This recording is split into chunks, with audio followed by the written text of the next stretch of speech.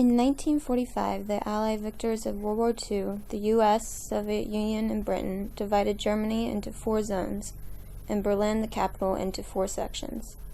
Germany was causing too many problems for the Allies, thus they wanted to make sure that the powerful country and Hitler's followers never be re-emerged again.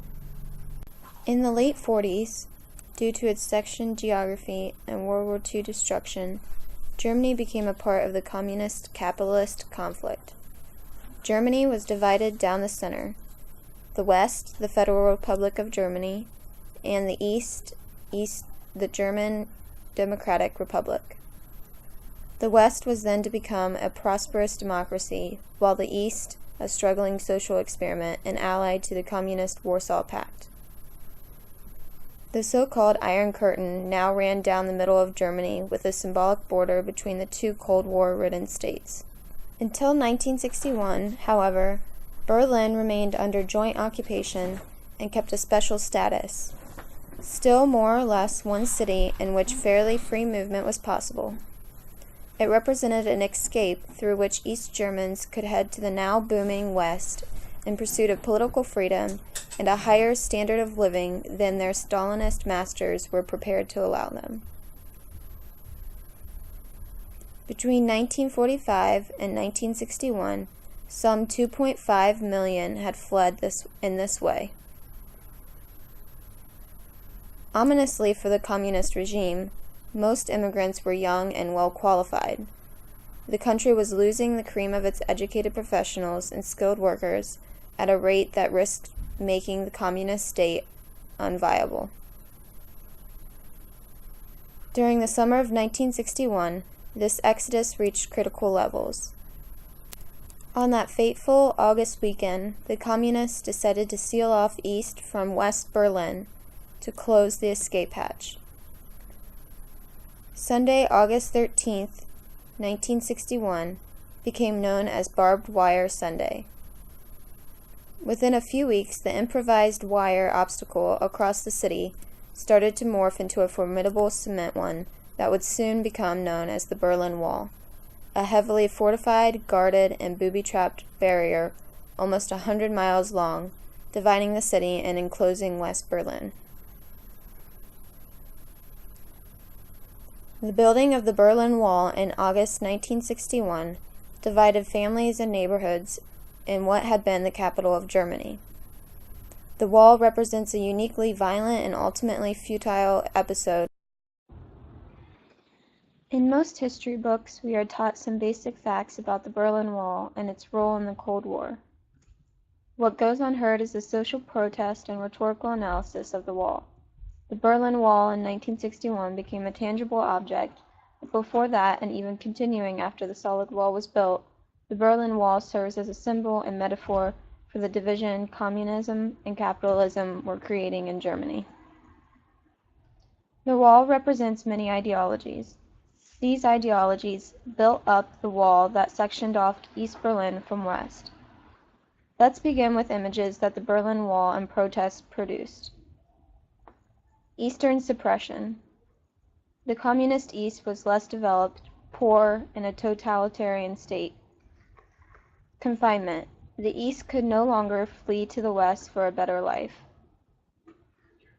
Separation. The wall acted as a barrier. The prosperous capitalist West and the communist East were more separated than ever. The wall separated the city physically, but more importantly, it separated the 2 different ideologies, making the way people think and live 2 separate entities. The wall represents isolation and takes away the ability to explore different ideologies. The wall also acts as the tangible agent of a metaphor. The Berlin Wall is suppression. The Berlin Wall is separation. The Berlin Wall is a prison. The Berlin Wall destroys families. The Berlin Wall draws a line between classes. The Berlin Wall is social unrest. The Berlin Wall is government control. The Berlin Wall equals death. Many died trying to cross the wall. The metaphors and ideologies that the Berlin Wall created forced many to speak out.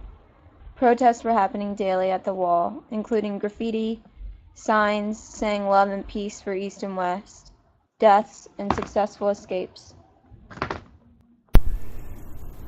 To many, the wall even means this: the arbitrary historical demarcation point between an age of grand ideas and worldviews and the world of freestanding political preferences, directionless political programs, and a suspicion that everything is in vain. The Berlin Wall acts as a focal point, or center of a social movement. Thoughts of the Cold War, communism, Germany, and Berlin immediately produces the image of the Berlin Wall. The Berlin Wall acts as the material product of a social movement. However, it is also interesting to look at a place-as rhetoric analysis of the Berlin Wall. The Berlin Wall embodies the ideologies of the time. It embodies the social unrest and the government control. The Berlin Wall started out as an implied wall, nothing tangible, but definitely a degree of separation between East and West Berlin that was carried over from the East and West Germany separation. No wire, brick, or anything blocked one side from the other, but political affiliation and government ideologies had created this wall. The addition of the barbed wire and eventually the wall itself built upon this pre-existing meaning. It created a new meaning of complete isolation and encampment. It also meant no escaping. This meaning continued for years to come until the decision to take down the wall in 1989. The wall did not come down in one day, but rather continuously over time. Those pre-existing meanings were being broken and demolished. However, for Germany, the breaking of the wall only meant physical changes. For the East and West would continue to see differences for years to come. This last picture was taken from space. It shows the continuation of the poor East Germany versus the prosperous West. The light bulbs in West Germany are of a much higher voltage, resulting in brighter and better lights. This picture shows the lasting impact the wall, the implied wall, and the ideologies of both East and West have had and still continue to have on Germany as a unified country.